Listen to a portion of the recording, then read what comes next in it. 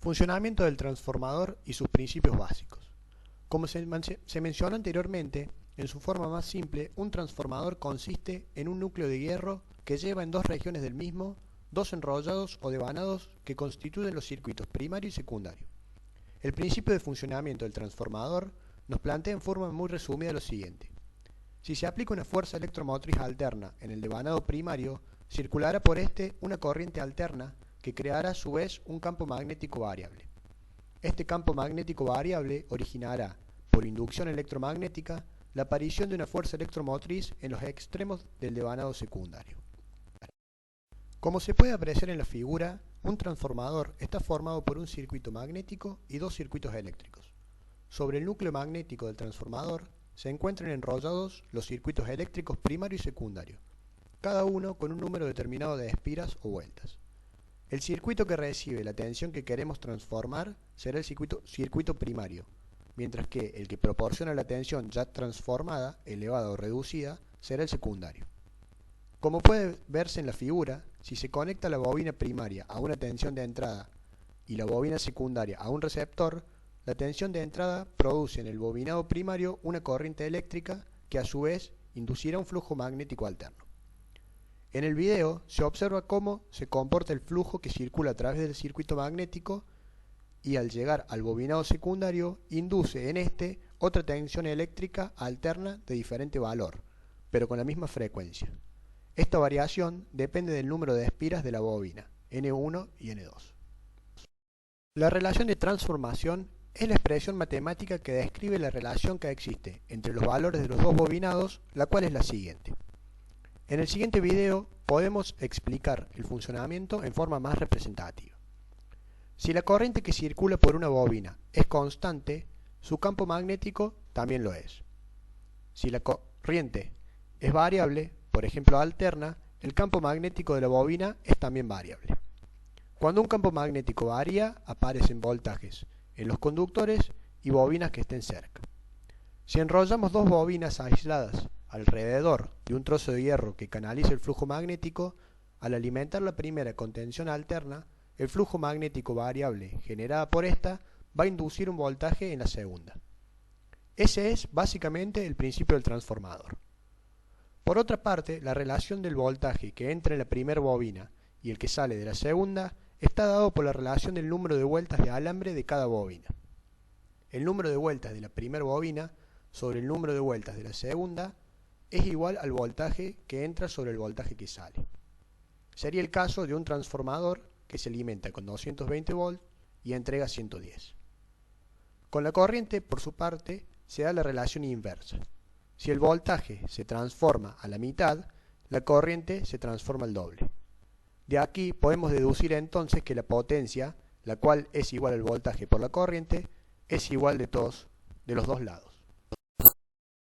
Teniendo en cuenta lo que ya se dijo, es preciso mencionar de todas formas que existen dos modos en los que funcionan los transformadores, en vacío y en carga.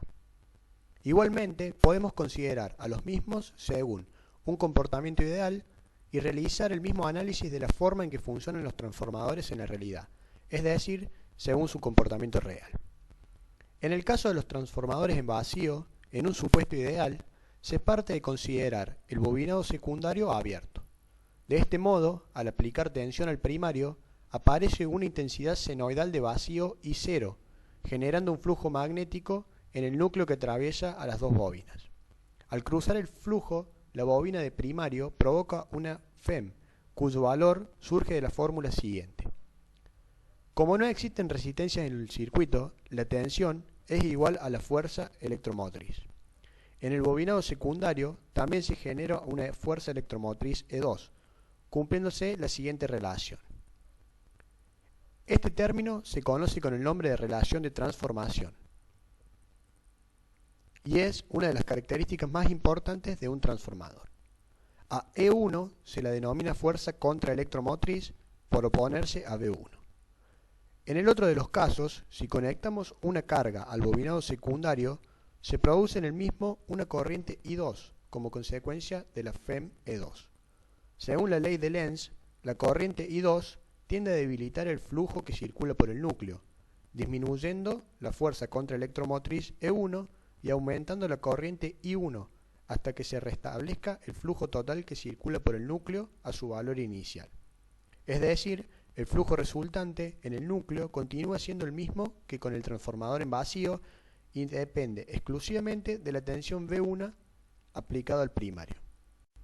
Se cumple entonces que la relación de transformación es igual a la corriente 2 sobre la corriente 1 o al número de bobinados 1 sobre el número de bobinados de 2. De allí deducimos que las intensidades que circulan por los devanados son inversamente proporcionales al número de espiras de los mismos. Entonces, como ya dijimos antes, podemos comprobar que en un transformador ideal la potencia transferida al secundario es igual a la entregada al primario. Es decir, a diferencia del transformador ideal, el transformador real presenta una serie de pérdidas que podemos resumir en dispersión del flujo en los devanados primario y secundario. Estas pérdidas tienen un valor equivalente a las provocadas por dos reactancias inductivas, XD1 y XD2, en serie con los devanados. Resistencia de los devanados, que provocan pérdidas por efecto Joule, y caídas de tensión, equivalen a dos resistencias en serie con el circuito, y pérdidas en el hierro, que son debidas a pérdidas por histéresis y por corrientes parásitas que provocan pérdidas de potencia que se suman a las de Joule. En un transformador real, la tensión producida en el secundario disminuye al aumentar la carga, es decir, la intensidad que entrega.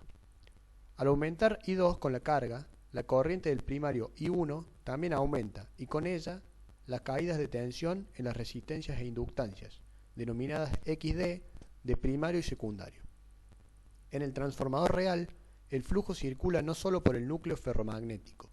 Hay una parte que se dispersa en el aire atravesando solo la bobina que lo produce y que provoca una fuerza contraelectromotriz en la misma. El resultado de esta dispersión de flujo se puede representar en el esquema equivalente mediante las reactancias XD1 y XD2. Al conectar el primario al voltaje 1 aparece una corriente de vacío I0 desfasada respecto al flujo debido a la existencia de las reactancias XD1 y XD2. Esa corriente de vacío está formada por dos componentes.